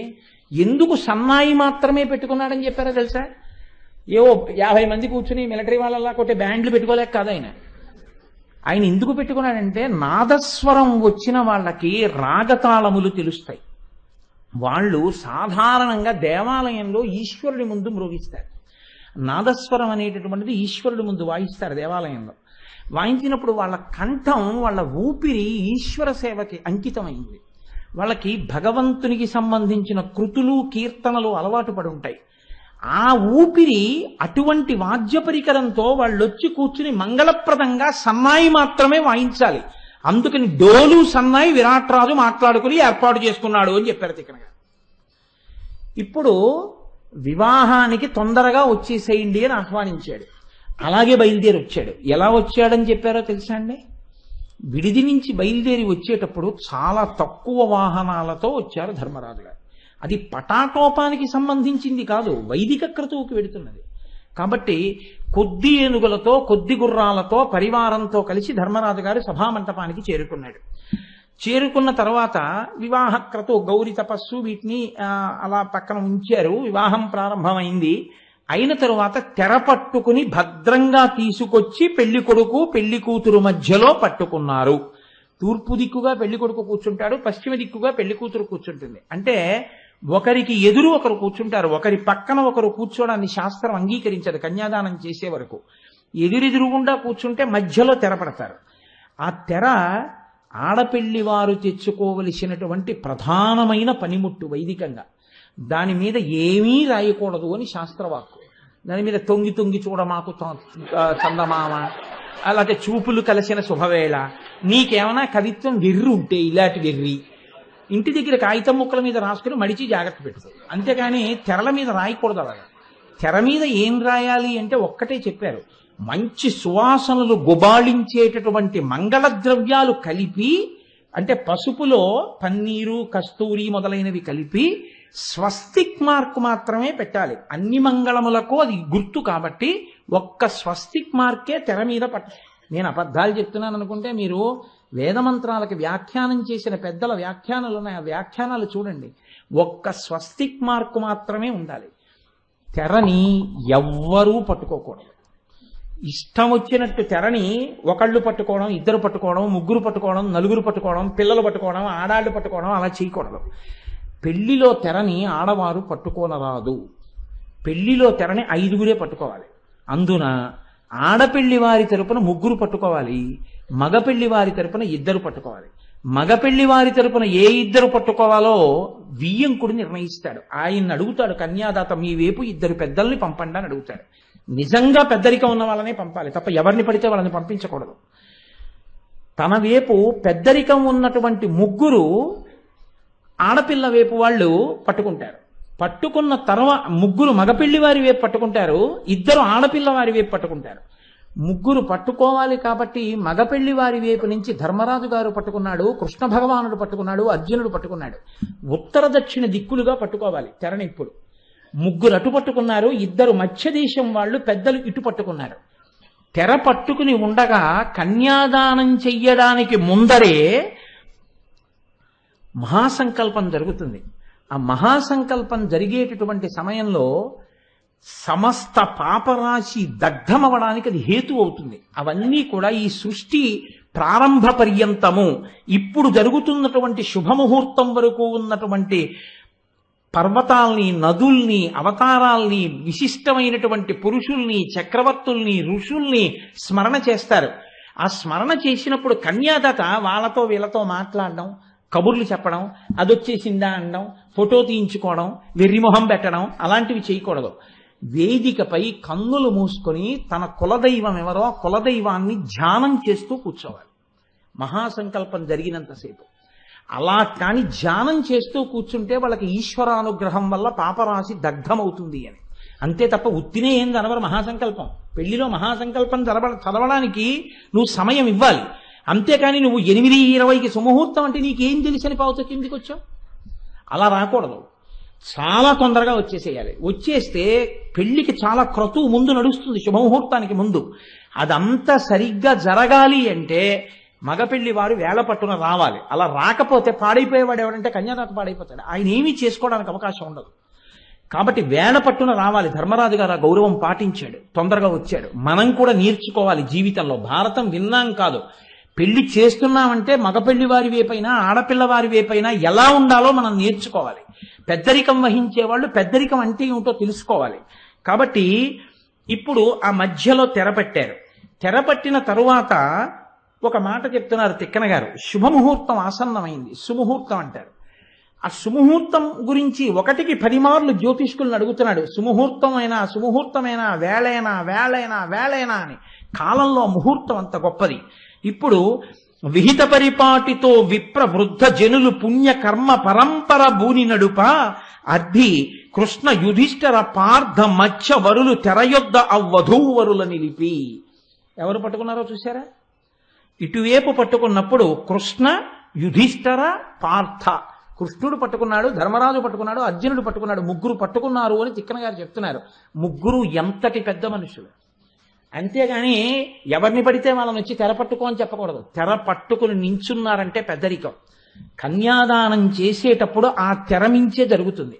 ఆ తెరమించే మొదట సుముహూర్తంలో ఆ జీలకర్ర బెల్లం పెట్టుకుని చూసుకుంటారు. అది పెద్దల పాదసాక్షిగా అటువంటి మహాపురుషులు నిలబడి ఉండగా జరగాలి. అంతే తప్ప ఎవడు పడితే వాడు వచ్చి తెర పట్టుకోకూడదు. తెర పట్టుకున్నారు అంటే, వేదిక మీద తెర పట్టుకున్నారంటే చాలా పెద్ద మనుషులు అన్నమాట. ఇటువైపు నుంచి అటువైపు నుంచి అత్యంత గౌరవనీయులు, ఈశ్వరోపాసన బలమున్నవారు అని గుర్తు. అలా పట్టుకోమని తెర పట్టుకుంటే. కాబట్టి ఇప్పుడు అటువంటి వాళ్ళు వచ్చి తెర పట్టుకుని ఉండగా సుముహూర్త సమయం ఆసన్నమైంది. వెంటనే అభిమన్య కుమారుడు ఉత్తర ఇద్దరూ కూడా తెరని కొంచెం కిందకి దింపించి ఒకరిని ఒకరు చూసుకున్నారు అని చెప్పారు. తిక్కన గారు జీలకర్ర బెల్లం చెప్పలేదు. ఎందుకు చెప్పలేదు అంటే ఒక కారణం ఉంది. జీలకర్ర బెల్లం సుముహూర్తమా, ఒకరినొకరు చూసుకోవడం సుముహూర్తమా? అంటే పాణిగ్రహణం కూడా సుముహూర్తం కింద చేస్తారు. రామాయణంలో సీతా కళ్యాణానికి పాణిగ్రహణం సుముహూర్తం. ఒక్కొక్క చోట ఒక్కొక్క అంగం ప్రధానం. మనం తెలుగునాట ప్రత్యేకించి జీలకర్ర బెల్లం పెట్టుకోవడమే సుముహూర్తం అంటారు. జీలకర్ర బెల్లం పెట్టేసుకున్నారా అంటారు. కానీ వైదికమైన ఆలోచన చేసినప్పుడు జీలకర్ర బెల్లం చూసుకోవడం కన్నా గొప్పది కాదు. ఎందుకో తెలుసా అండి? మంత్రం ఏం నడిచిందో అదే పెద్దపీట కదా. అక్కడ మంత్రం ఏమనుంది అన్నది మీరు చూడాలి. మంత్రం జీలకర్ర బెల్లం పెట్టుకోవడం అని ఉందా, లేకపోతే చూసుకోవడం అని ఉందా? అంటే మంత్రం ఏమని ఉంటుందో తెలుసా అండి? వరుడు ఆమె వంక చూస్తాడు. మొదట తెరదింపగానే ఆడపిల్ల మొహం వంక చూస్తాడు. వధువు ముఖాన్ని చూసి కన్యా నిరీక్షణ ముహూర్త సుముహూర్తోస్తు ఇది అనుగృహ్ణంతు అంటాడు. సభ వంక అంతటి వంక తిరిగి అందుకు పువ్వులు ఇచ్చి చందనం రాసి తీసుకొస్తారు సభలోకి వచ్చే వాళ్ళని. సభాయే నమః అని, సభాభ్య సభాపతిభ్యశ్చ ఓ నమో నమో, అది కూడా శివస్వరూపం సభ. కాబట్టి ఇప్పుడు సభ వాళ్ళని అంటాడు ఒక మాట. తను పెళ్లి కూతుర్ని చూడగానే ఏమంటాడంటే కన్యా నిరీక్షణ ముహూర్త సుముహూర్తోస్తు ఇది అనుగృహ్ణంతు, నేను ఈ పిల్లని చూసినటువంటి ఈ శుభ సమయం ఉందే ఇది సుముహూర్తమే అని మీ అందరూ అనండి అంటాడు. అంటూ ఆయన ఆమెను చూస్తాడు, ఆమె ఆయన వంక చూస్తుంది. వీళ్ళిద్దరూ ఒండరులు ఒకరినొకరు చూసుకుంటున్నటువంటి సమయంలో సభలో ఉన్న వాళ్ళందరూ పైకి లేచి ఒక మాట అనాలి. ఏమనాలంటే కన్యా నిరీక్షణ ముహూర్త సుముహూర్తోస్తు అనాలి. నువ్వు ఈ పిల్లని చూసిన ముహూర్తం ఏదో అది సుముహూర్తమే అని వచ్చి అక్షతలు వేయాలి. అక్షతలు వేస్తున్నప్పుడు ఈ చేతులు జీలకర్ర బెల్లం పెట్టుకుంటూ చూసుకుంటున్నప్పుడు అమంగళకరమైనవి ఏవి వినపడకుండా ఈశ్వరుడి దగ్గర ఎప్పుడూ వాద్యం చేసేటటువంటి సన్నాయి వాద్యగాండ్రు ఉచ్చైస్వరంతో గట్టిగా మ్రోగిస్తూ నాదం చేస్తారు. అప్పుడు ఆ భేరీలు మోగుతుండగా, ఆ మంగళధ్వనులు మోగుతుండగా ఒకరినొకరు చూసుకుంటారు. జీలకర్ర బెల్లం పెట్టుకోవడం చూసుకోవడానికి అనుషంగికం. జీలకర్ర బెల్లం ఎందుకు పెట్టుకోవాలి అంటే జీలకర్ర మంగళద్రవ్యం. అది జీలకర్ర ప్రతిరోజు తినడం అలవాటు ఉంటే యవ్వనం చెడిపోదు అని. యవ్వనం చెడిపోదు అంటే నా ఉద్దేశం ఇంకోలా కాదు, శక్తి అంత తొందరగా క్షీణించిపోకుండా ఉంటుంది జీలకర్ర తింటే. కాబట్టి వీళ్ళు 10 కాలాలు శక్తితో ఉండి ఈశ్వరుణ్ణి ఆరాధించాలి. కాబట్టి జీలకర్ర బెల్లానికి చల్ది దోషం లేదు.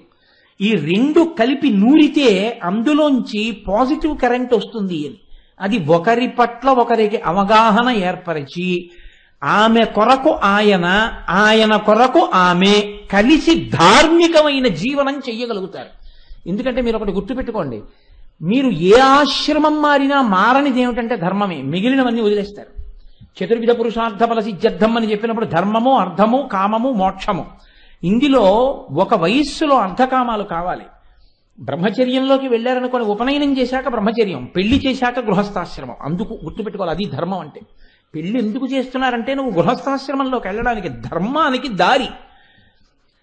అర్థం కొన్నాళ్ళు అయ్యాక వదిలేసావు, ఇంకా డబ్బు పిచ్చి లేదు.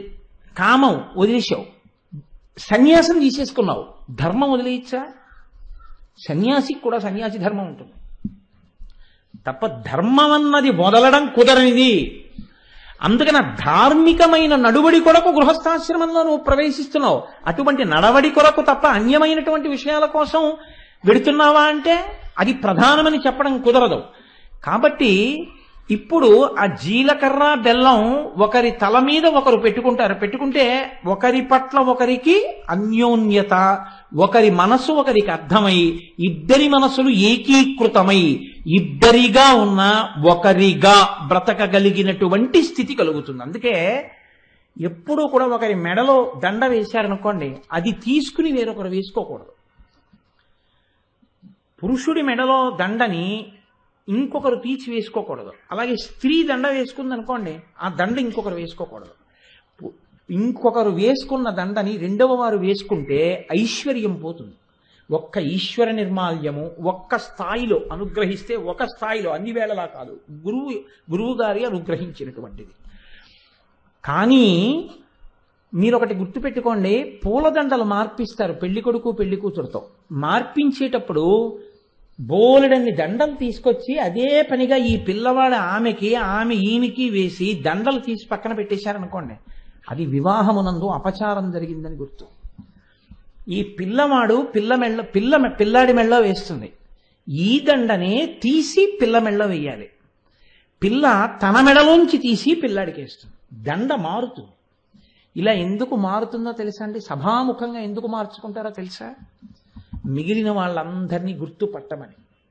ఇక నుంచి మేము రెండు కాదు, రెండైతే నాకు వేసిన దండ ఇంకోళ్ళు వేసుకోకూడదు. నాకు వేసిన దండనే నేను నా భార్యకి వెయ్యాలి, నా భార్య తన మెడలోని దండనే నాకు వెయ్యాలి. అందుకు కదా శ్రీవిల్లిపుత్తూరు నుంచి దండ వెంకటేశ్వర స్వామి వారికి వస్తుంది. భార్యాభర్తలంటే ఇద్దరు కాదు, ఒక్కరే. అందుకని ఆ దండే ఈయనకి, ఈ దండే ఆయనకి. దండలు మార్పించడం అంటారు కానీ దండలు వేయించడం అంటారు. పెళ్లిలో దండలు మార్పించడం అంటే వాళ్ళు ఒకటిగా బతుకుతారని. అసలు నీకు తెలిస్తే కదా నువ్వు పెళ్లి పనులు చేయడం. నువ్వు పూలదండలు కొనుక్కు రావడం పెళ్లి పనులు చేయడమా? పెళ్లి ఇలా చెయ్యడానికి దండలు తెస్తున్నానని తీసుకురావడం పెళ్లి పని చేయడమా? ఏది పెళ్లి పని నాకు చెప్పండి. 130 దండలు తీసుకొచ్చేసి ఈవిడ ఆవిడికి వేసేసి, ఆవిడ ఈయనకి వేసేసి, ఎవరి దండలు వాళ్ళు తీసి పక్కన పారేస్తే ఇంకోటి వచ్చి వాడు మెడలో వేసి తిరుగుతుంటే, లేకపోతే వీడు పట్టుకుపో ఆ చాటి నుంచి అటుకొచ్చి మళ్ళీ ఇచ్చేస్తుంటే మళ్ళీ వేసేసుకో. ఎందుకది? అదే ఆ వివాహం అంటే. ఎలా జరగాలో అలా జరగాలి. చక్కగా ఈ దండ తీసి అటు వేసి, అటు దండ తీసి ఇటు వేస్తుంటే సభంత షహబాష్, వాళ్ళు ఒకటిగా బతుకుతారంటుంది. అది దండలు మార్పించడం అంటే. కాబట్టి ఇప్పుడు జీలకర్ర బెల్లం పెట్టుకోవడం అనే సందర్భాన్ని తిక్కన గారు ఉటంకించకపోవడానికి కారణం మంత్రం సుముహూర్తాన్ని ఒకరినొకరు చూసుకోవడం ఉంది కాబట్టి. అందుకని ఒకరినొకరు చూసుకున్నారో తర్వాత తెర పైకి తీసేస్తారు. ఇప్పుడు కన్యాదానం చేశాడు విరాట్ రాజు గారు, చాలా సంతోషంగా జరిగిపోయింది. ఇక్కడ తిక్కన గారు ఒక గమ్మత్తు తీసుకొచ్చాడు. వివాహంలో ఉండే గమ్మత్తు ఏమిటో తెలుసా అండి? వేడుక ఉంటుంది, ఉండకుండా ఉండదు. వేడుక లేకుండా ఉండదు. నేను ఒక్క మాట చెప్తాను, కొంచెం విశాల హృదయంలో మీరు నన్ను గమనించాలి. నన్ను తక్కువగా మాత్రం గబుక్కుని మీరు లెక్క కట్టేయద్దు. నేను ఈ మాట చెప్పాను మిమ్మల్ని. ఎంత వైదికమైన వివాహమైనా ఒక్కటి మాత్రం సత్యం, తెర దింపి పెళ్లి కూతుర్ని చూడమన్నప్పుడు అత్యంత సంతోషంగా పెళ్లి కూతుర్ని చూసినప్పుడు ఆమె ముఖములో ఉన్న కాంతిని పురుషుడు తాగేస్తున్నట్టు చూసి, అందరూ చూస్తారు బాగుండని ఇలా కళ్ళు దింపుతాడు, కానీ పూల తీగని చూసినట్టు చూసేస్తుంటాడు. ఆమె కూడా ఎలా చూద్దామా అని అవకాశం కోసం చూస్తుంది. దండలు మార్చుకునేటప్పుడు అవకాశం బాగా దొరుకుతుంది, తలంబ్రాలు పోసుకునేటప్పుడు. మీ అందరు అనుభవజ్ఞులు చెప్పరు, నేను చెప్తాను అంతే కదా. కాబట్టి దీన్ని తిక్కన గారు ఇది వేడుక వెళ్ళడం అంటే ఇది. పెళ్లిలో వేడుక వెళ్ళడం అంటే ఏమిటో తెలుసా అండి? వెర్రెక్కిపోయి చిందులేయడం, పిచ్చి పిచ్చి పాటలు పాడడం, వీరభద్రపళ్ళెం ఆడినట్టు ఆడుతూ ఉండడం, అర్థం బద్దం లేకుండా ఏమిటో ఇటు కొంతమంది కొంతమంది కూర్చుని ఖోఖో ఆట ఆడుకుంటున్నట్టు ఆడుకుంటూ ఉండడం. ఈ వెర్రిలన్నీ పెళ్ళని చెప్పలేదు. ఏకీకృతమవుతున్నటువంటి మనసుల వలన కలిగినటువంటి స్పందనలు దాచడానికి వీలు లేని రీతిలో శృంగారపు హావభావములుగా వాళ్ళ ముఖముల యందు నర్తిస్తున్నటువంటి ఆ భావనల వెనక ఉన్న పవిత్రతతో కూడినటువంటి ఆనంద హేళ, దానికి వేడుక అని పేరు. ఆ వేడుకని వేడుక స్థాయిలో అనుభవించాలి, వైదిక స్థాయిలో ధార్మికంగా వివాహాన్ని చెయ్యాలి. తప్ప అస్సలు చూసేటప్పుడు మాత్రం ఎక్కడ మనసులో సంతోషం ఉండకూడదు కదా అని చెప్పకూడదు. మనకు ఉంటుంది సంతోషం, ఆ సంతోషాన్ని చూసి నువ్వు సంతోషించాలంతే. అది వేడుక, అక్కడ వరకే. అంతేగాని నువ్వు లేచి వెర్రాట ఒకటి మొదలు పెట్టడం, ఇక ఇలాంటి పిచ్చి పనులన్నీ పెళ్లిళ్లలో చేయకూడదు. కాబట్టి ఇవాళ ఏమైపోయిందంటే ఇవన్నీ పోయాయి. ఉన్న వీడియోకి చాలదన్నట్టు, కెమెరాలు చాలవన్నట్టు సెల్లులు. అసలు అక్కడ వైదిక క్రతువన్న మాటకి అర్థమే లేదు. ఎంత ఆవిడిలా మెళ్ళో దండేస్తే అలాగే ఉండండి, ఇక వీడి ముందు ఇలా టిక్కు టిక్కు అటు తిరిగి ఇటు తిరిగి ఇలా పట్టుకో, ఇంకేం దండలు మార్చుకోవడం, ఇలా పట్టుకో, ఇలా చూస్తూ మెడతగిపోయిన కోళ్ళ. ఇంకా వైదికం ఏమిటండి? పెళ్ళంతటినీ శాసించేవాడు ఎవరంటే ఇద్దరే, ఒకడు ఫోటోగ్రాఫర్, రెండోవాడు వీడియోగ్రాఫర్. తప్ప పెళ్లి కూతురు కూడా కూర్చోమంటే కూర్చోవాలి, నవ్వమంటే నవ్వాలి, ఏడవమంటే ఏడవాలి, జడెత్తమంటే జడెత్తాలి, ఎలా చేయమంటే అలా చేయాలి. వాడు దర్శకుడు, వీళ్ళు నటులు. ఆ స్థాయికి మనం దించేశాం వివాహం. అది కాదు వివాహం అంటే. నీకు అందితే పట్టుకో, అక్కడ ఉండు, చక్కగా అదిగో వాళ్ళు ఉన్నట్టు ఉండు. నీ కెమెరాకి అందితే అందుకో, అందలేదనుకో నిన్ను నేనేమన్నా బిల్లు పే చేయడం విషయంలో శబాష్ అందింది తీసావా అని బిల్లు ఇచ్చి, అంతేగాని నువ్వు ఇలా తీసేయలేదు అలా తీసే పెళ్ళంతా మానేసి ఇంకా వీటికే ప్రాధాన్యత అంతా. ఇంతంత ఆల్బమ్లు ఏం చేస్తావు నెత్తి మీద ఎట్టుకుని? 6 సీడీలు ఎవడు చూస్తాడు వాటిని? అంత ఓపిక ఎవడికి ఉంది? మీరు చూడండి అంటే ఎవడో చూడలేదు, ఫాస్ట్ ఫార్వర్డ్ పెట్టేది 2-3 చూసి అది చూశానంటే చాలా బాగుందని చెప్తారు. ఎందుకు వచ్చింది అసలు వివాహం పోయి? ఏమి ఇవన్నీ జరిగేవి కాదండి, నేను అంటాను మీరు అనరు అంతేట.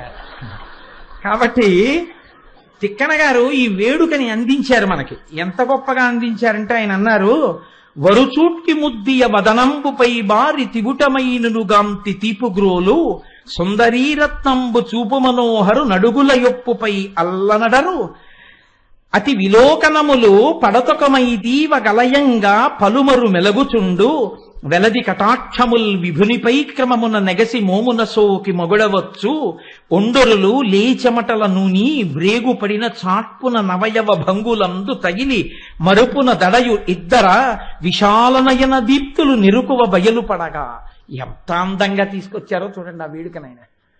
ఇదే మహానుభావుడు నాతో పల్లిపాలెం వెళ్తే కృష్ణావధానులు గారు ఓ మాట అన్నారు, నాయన వివాహాలు మంత్రాలు ఇవన్నీ ఎవరికండి? జీలకర్ర బెల్లం పెడతామంటే పెట్టించుకునే వాళ్ళకి. క్రాపింగు పాడైపోతుంది, అదంతా ముళ్ళు పడిపోతుంది, మళ్ళీ తలస్నానం చేయడం కష్టం అని చెప్పి జీలకర్ర బెల్లం పెట్టేటప్పుడు కింద తమలపాకు ఎట్టి పెట్టండి అనే వాళ్ళకి పెళ్లికి మంత్రాలు ఎందుకండి అన్నారు ఆయన. ఎంత గొప్ప మాట అండి నిజంగా.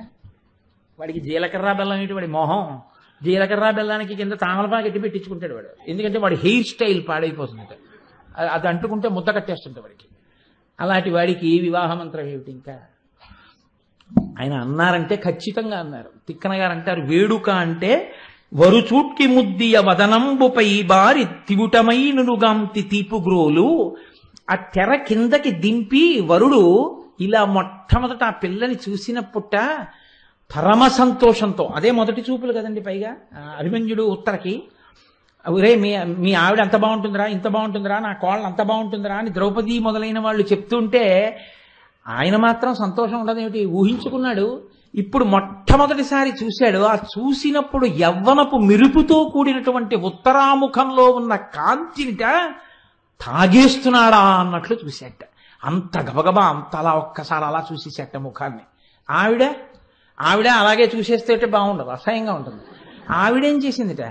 పాదాల వంక బాగా చూసిందిట. అవి ఎందుకు బాగా దొరుకుతాయి అంటే భక్తితో కాబోయే భర్త పాదాలు కదా అని చూసినట్టు ఉంటుంది. పాదాలు ఎందుకు బాగా కనపడతాయంటే కన్యాదానం చేసే వరకు పెళ్లి కూతుర్ని తండ్రి తన పక్కన కూర్చోబెట్టుకుంటాడు. అక్కడ పాత్ర పెట్టి అందులో కాబోయే అల్లుడి గారి పాదాలు పెట్టించి పోస్తుంటే నీళ్లు కడుగుతూ ఉంటాడు. అప్పుడు ఆయన ఈవిడ వంకేం చూస్తూ ఉండడు, పిల్లకి పనే ఉంటుంది కడుగుతున్నప్పుడు. అందుకని ఈ అమ్మాయి చక్కగా వరుడి పాదాల ముందు బాగా చూస్తుంది. పాదాల దగ్గర నుంచి కొద్దిగా కాళ్ళు మోకాళ్ళు వరకు కనపడతాయి కాస్త తెరలో. ఆ తర్వాతట పైన ఉన్నటువంటి శరీరావయవములను సంతోషంగా అవకాశం వచ్చినప్పుడు ఓరకంట చూస్తోందిట. కానీ ఇలా మాత్రం ఆయనలా చూడలేదు. అలా చూస్తే బాగుండదు, అప్పుడప్పుడు పర్వాలేదు అనుకుంటే ఇలా ఓరకంట చూస్తోందిట ఆవిడ. కాబట్టి అతి విలోకనములు పడతుకమైతీవ కలయంగ పలుమరు మెలుగుచుండు. ఎంత సంతోషంగా దీన్ని అనురాగము అన్యోన్యత అంటారు. అపార్థం చేసుకోకూడదు, ఇది వేడుక. ఒక పూల తీగని చూసేటప్పుడు ఒక్క పువ్వులే చూడకుండా ఎంత సోయగంగా ఉందో అని చక్కగా ఆ తీగనంతటిని ఇలా చూసినట్టు అవకాశం వచ్చినప్పుడల్లా అలా చూస్తున్నట్టు ఇంకంతకన్నా నీ చెప్పక్కర్లేదు. వెలది కటాక్షముల్ విభునిపై క్రమమున నెగసి మోమున సోకి మగుడవచ్చు. ఆమె తన వంక చూస్తుంటే ఆయన అంత ఆనందాన్ని పొంది ఒండురులు ఉద్వేగం పొందినప్పుడు ఒంటికి లేత చెమటలు పట్టి ఒళ్ళు బరువెక్కినట్టుండి కనురెప్పలు సిగ్గుతో మూతలు పడగా కదలలేక కదులుతున్న వాళ్ళలా ఉన్నారు తా నూతన వధూవరులు ఇద్దరు. అంత అందమైనటువంటి జంట పీటల మీద కూర్చునుంది. తర్వాత తలంబ్రాలు పోసుకుంటున్నారు ఇద్దరు. తలంబ్రాలు పోసుకునే సందర్భంలో కూడా ఎదురుకుండా కూర్చుని పోయిస్తారు. ఆ తలంబ్రాల ఘట్టం ఏ సామాన్యమైనటువంటి ఘట్టం కాదది. అందులో ఆడపిల్ల చేతిలో ఆ కురిడి పెట్టి అందులో బియ్యం పోసి ఆర్ద్రాక్షతలు అంటారు వాటిని చక్కగా తయారు చేసుకోవాలి ఆ అక్షతల్ని. అవి చేతిలో కురిడిలో పోసి దాని మీద నీటి కలశ పెడతారు. పెట్టి దాని మీద వరుడు యొక్క చెయ్యి పెట్టమంటారు. ఆయన చేతిలో పోస్తారు. పోసిన తరువాత ఇద్దరు కోరుకుంటారు, పుణ్యం, మంచి పనులు, శాంతి కలిగేటట్టుగా మనని గ్రహములన్నీ అనుకూలించుగాక. జీలకర్ర బెల్లం పెట్టేటప్పుడు సుముహూర్తంలో ఆమె వంక చూసినప్పుడు కూడా అనుకుంటాడు మనసులో, ఆ మంత్రం చెప్పించాలి వరుడి చేత. ఈమె ప్రసన్నమైన చూపులు కలిరై ఎప్పుడూ నవ్వుతూ నా ఇంట్లో సంతోషంగా నా ఐశ్వర్యము పెరగడానికి కారణమై ఈమె నాకు ధర్మమునందు అనువర్తిస్తూ ఈమె బావలు ఈమె మరుదులు సంతోషపడేటట్టుగా ప్రవర్తిస్తూ నా యందు సంతానమును కని ఈమె ఉన్నతిని పొందుగాక, ఈమె ఎన్నడూ క్రూరమైన చూపులు చూడకుండుగాక అని కోరుతూ చూస్తాడు వరుడు.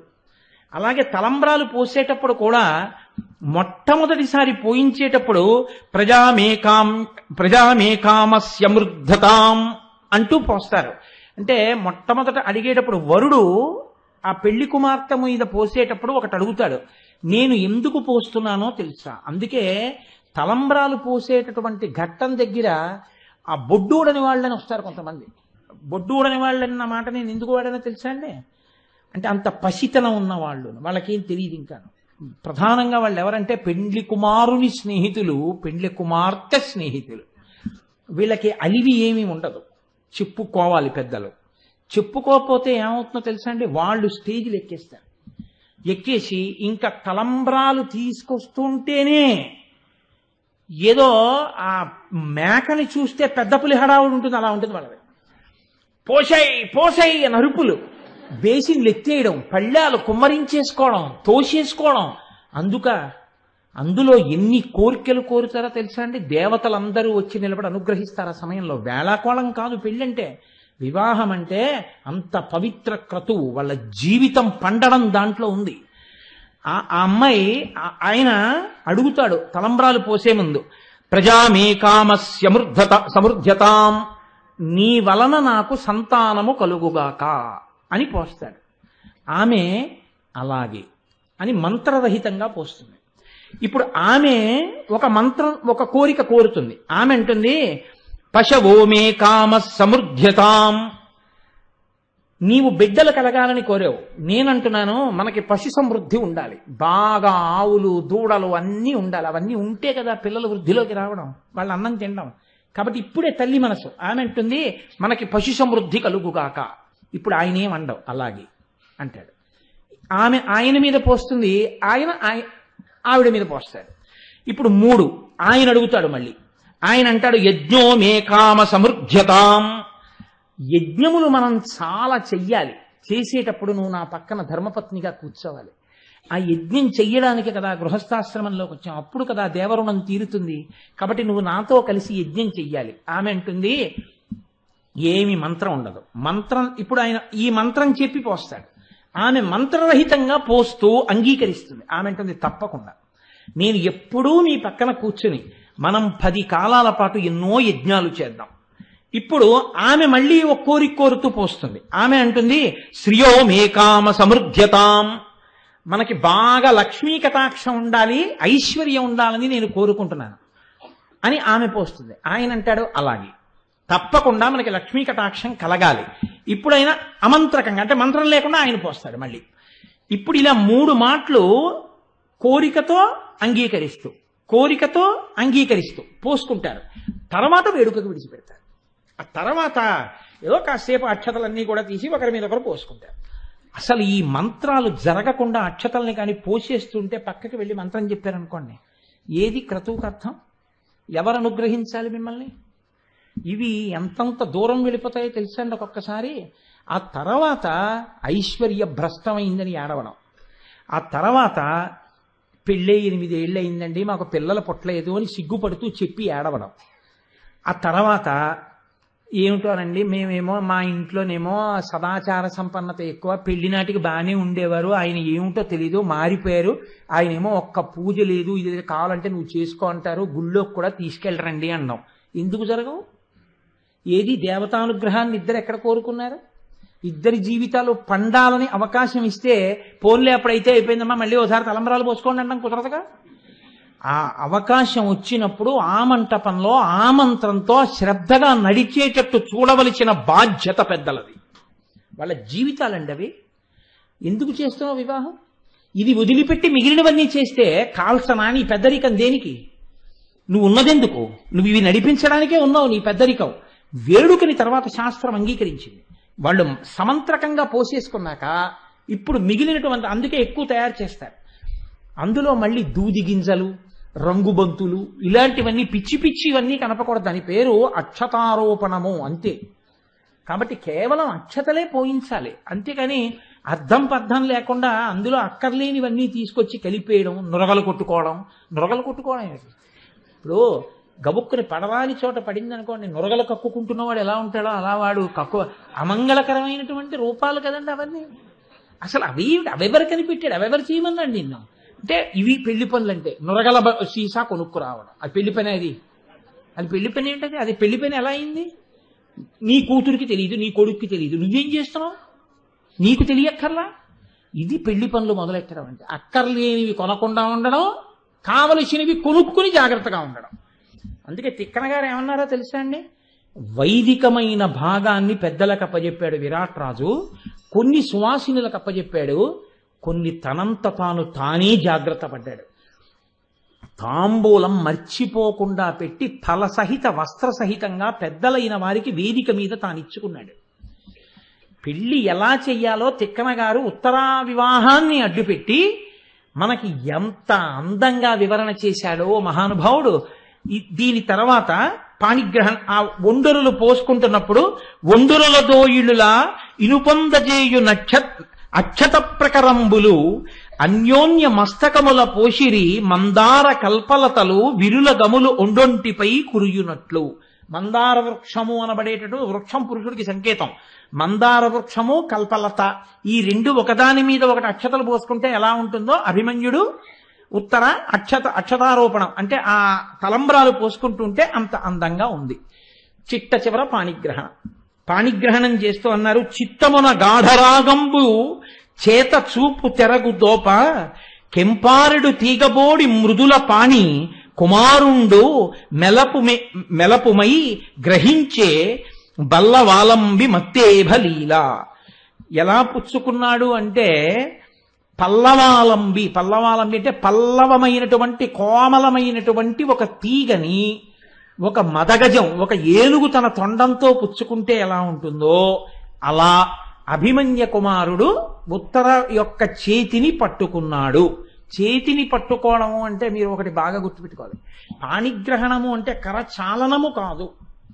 నేను మీతో మాట అన్నా, అన్ని వేళలా నమస్కారం అంటే గౌరవమే కాదు, ఈ రెండూ కలిసినట్టు మీరు నేను ఒక్కటవుదాం భావాల్లో అని అడగడం.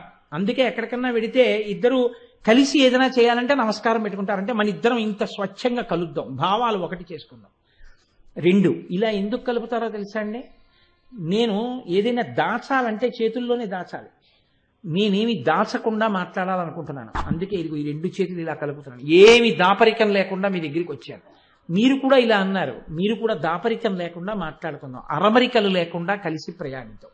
ఇన్ని అర్థాలకి ఇది గుర్తు. దీన్నే పశ్చిమ దేశాలు ఈ స్థాయికి ఎదగలేక వైదిక సంస్కృతిలో వాళ్ళు కరచాలనం, షేక్ హ్యాండ్ ఇచ్చుకుంటారు. మనకింత పెన్నిది ఉంటే మనం వదిలేసి అది నేర్చుకున్నాం, మనం ఇది మానేసి మనం అది నేర్చుకున్నాం. కరచాలనము నమస్కారములో ఉన్నటువంటి సంస్కారములో కొంత పుచ్చుకుంటుంది. కాబట్టి పాణిగ్రహణమునందు కరచాలనల్లా ఇలా ఇలా అనకూడదు. పాణిగ్రహణమునందు ఆడపిల్ల యొక్క కుడి చేతిని పైకెత్తాలి ఆమె ఇలాగా, మగపిల్లవాడు తన అరిచేతిని బోర్లించి కిందకి దింపాలి. దింపి ఈమె కుడి చేతిని అతను తన కుడి చేతితో రాపాడించి 3 మంత్రములతో పట్టుకోవాలి. అంటే అరిచేయితో బాగా తగలాలి. తగిలేటప్పుడు వేళ్ళు తగలాలి, బొటన వేళ్ళు తగలాలి, అరిచేయి తగలాలి, 2 అరచేతులు తగలాలి. పాణితలములు అంటారు. అలా తగలకపోతే ఆ వివాహ మంత్ర వ్యాఖ్యానంలో అన్నారు, ఒక్క బొటన వేళ్లే తగిలితే కొడుకులు మాత్రమే పుడతారు, వేళ్ళు మాత్రమే తగిలితే ఆడపిల్లలు మాత్రమే పుడతారు. అసలు 2 కాకుండా ఏదో అరిచెయ్యి తగిలేట్టుగా ముట్టుకోకుండా ముట్టుకుంటే ఆ తర్వాత ఏడుస్తారు, గుళ్ళు గోపురాలు పట్టుకుంటారు. కాబట్టి అరచేయి బొటన వేళ్ళు వేళ్లకి వేళ్ళు తగిలేటట్టుగా పట్టుకుంటే, అల్లుడు గారు కాశీయాత్రకు వెళ్ళేటప్పుడు బెల్లముక్క కొట్టడానికి ఓ కొడుకుంటాడు, కన్యాదానం చేయడానికి ఓ కూతురు ఉంటుంది, తన జన్మకో సార్థకత ఉంటుంది. పాణిగ్రహణం అంత గొప్పది. అందుకని అరచేతితో రాపాడించి పట్టుకోవాలి. పాణిగ్రహణంలో పట్టుకుంటే దోషం నివృత్తి అయి ఆమె తల్లి అయ్యే అవకాశం ఉంటుంది అని ఆ పాణిగ్రహణం చేయిస్తారు. అంత గొప్ప పాణిగ్రహణం జరిపించారు. ఆ తర్వాత చక్కగా ఉత్తరాభిమన్యులు ఒకటయ్యారు. ఎంతో సంతోషంగా మత్స్యదేశ ప్రభువు ధర్మరాజు గారు వియ్యం ఉందారు. సంతోషంగా వాళ్ళందరూ హాయిగా కృష్ణ పరమాత్మ యొక్క ఛత్రఛాయలలో పరమ సంతోషంగా ఉన్నారు. నేను ఇప్పుడు మంగళం చెప్తాను, కానీ ఎవ్వరూ లేవద్దు. ఎందుకో తెలుసా అండి, మంగళం తర్వాత నేను 3 నిమిషాలు మాట్లాడతాను. 3 నిమిషాలు అత్యంత ముఖ్యమైన విషయాన్ని ఒకదాన్ని మీతో ప్రస్తావన చేస్తాను. అందుకని దయచేసి లేవద్దు. మంగళం చెప్పకుండా అది కలపడం నాకు ఇష్టం లేదు. నేను మంగళం చెప్పని మాట్లాడతాను. ఒక్క 3 నిమిషాలు నా కొరకు మీరు దయచేసి కేటాయించండి. మంగళాశాసనపరై మదాచార్య పురోగమై సర్వైశ్చ పూర్వైరాచార్యై సత్కృతాయాస్తు మంగళం. మంగళం కోసలేంద్రాయ మహనీయ గుణాత్మనే చక్రవర్తి తనూజాయ సర్వభౌమాయ మంగళం. ఉమాకాంతాయ కాంతాయ కామితార్థప్రదాయినే శ్రీగిరీశాయ దేవాయ మలినాథాయ మంగళం. కరచరణకృతం వా కర్మ వాక్కాయజం వా శ్రవణనైనజం వా మానసం వాపరాధం విహితం వా సర్వమేత్తక్షమస్వ. శివ శివ కరుణాబ్ధే శ్రీ మహాదేవ శంభో. సర్వం శ్రీ ఉమామహేశ్వర పరబ్రహ్మార్పణమస్తు. స్వస్తి. ప్రవచనం చేసిన తరువాత మిమ్మల్ని నేను ఏదైనా అడగచ్చు, తప్పేం లేదు, అది ధార్మికమే. నాకు మీరు ఇవి చెయ్యండి అని నేను అడిగాను అనుకోండి, నేను అలా అడగడానికి అర్హత కలిగిన వాడనై ఉంటాను. అందుకని మీరు విరాట పర్వం విన్నారు కాబట్టి పంచమ వేదమైనటువంటి భారతం నేను మిమ్మల్ని ఒకటి అడుగుతాను. మీరు నాకు ఆ ఉపకారం చేసి పెట్టవలసి ఉంటుంది. ఏమిటా ఉపకారము అంటే, 11వ తారీఖు రాత్రి 11 గంటల 2 నిమిషాలకి నా కుమార్తె చిరంజీవి లక్ష్మీ సౌభాగ్యవతి నాగశ్రీవల్లిని రాయవరం సర్పంచ్ గారు రాయవరపు సూర్యనారాయణరావు బావ గారి యొక్క జ్యేష్ఠ కుమారుడు వంశీకృష్ణకిచ్చి వివాహం చేయడానికి పెద్దలు నిశ్చయించారు. మీకు నేను ఇతపూర్వం కూడా చెప్పాను, మీరు నాకు చెయ్యవలసిన ఉపకారం ఏమిటి అంటే, యథార్థానికి నేను మీ అందరి ఇళ్లకి వచ్చి పిలవాలి శుభలేఖ ఇచ్చి. కానీ నాకు ఈ కార్యక్రమాల యొక్క ఒత్తిడి వలన నేను మీ ఇళ్లకి వచ్చి పిలవగలిగినంత సమయం నాకు కుదరలేదు.